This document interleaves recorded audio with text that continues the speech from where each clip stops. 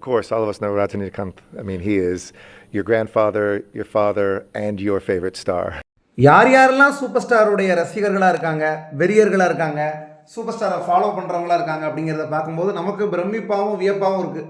அதாவது United states அமெரிக்காவினுடைய ஒரு அம்பாசிடர் ஒருத்தவராக இருக்கக்கூடிய எரிக் கேர்சிட்டி அப்படின்னு சொல்லி ஒருத்தர், அவர் இப்போ சன் நியூஸ்க்கு ஒரு பேட்டி கொடுத்துருக்காரு.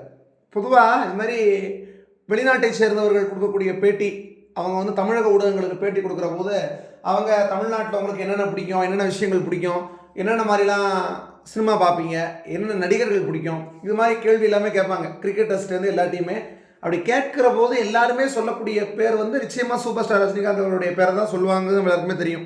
அதே மாதிரி எரிக் கேர்சிட்டி இவர்ட்டையும் கேட்குறாங்க, நீங்கள் தமிழ் படங்கள் பற்றி உங்களுக்கு எவ்வளோ தெரியும், ஏதாவது ஸ்டார்ஸுடைய பேர் வந்து உங்களுக்கு தெரியுமா, நீங்கள் அதை பற்றி அவேராக இருக்கீங்களா அப்படின்னு சொல்லி ஒரு கேள்வி கேட்குற போது எரிக் கேர்சிட்டி அவர்கள் சொன்ன பதில் நம்ம எதிர்பார்த்தபடியே ரஜினிகாந்த் அவர்களுடைய பேரை தான் வந்து சொல்கிறார்.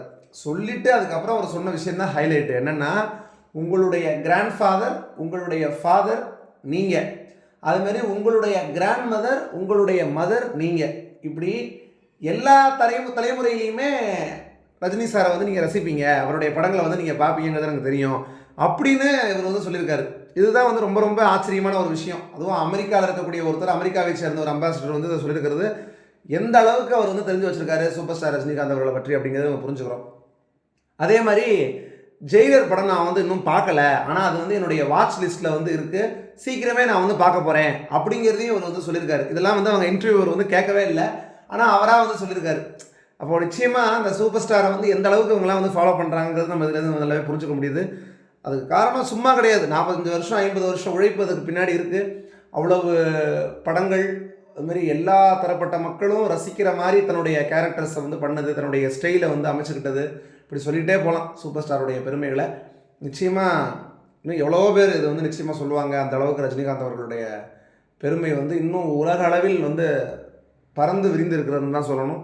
அதுக்கு அடுத்து இப்போ வேட்டையன் இருக்குது, தலைவர் 171 டைட்டில் டீசர் வேறு ஏப்ரல் 22 வருது. அதெல்லாம் வந்ததுக்கப்புறம் நிச்சயமாக சோஷியல் மீடியாவே பயங்கர திருவிழாவாக பயங்கரமாக செலிப்ரேட் பண்ண போகிறோம் நம்ம எல்லாருங்கிற சந்தேகம் இல்லை.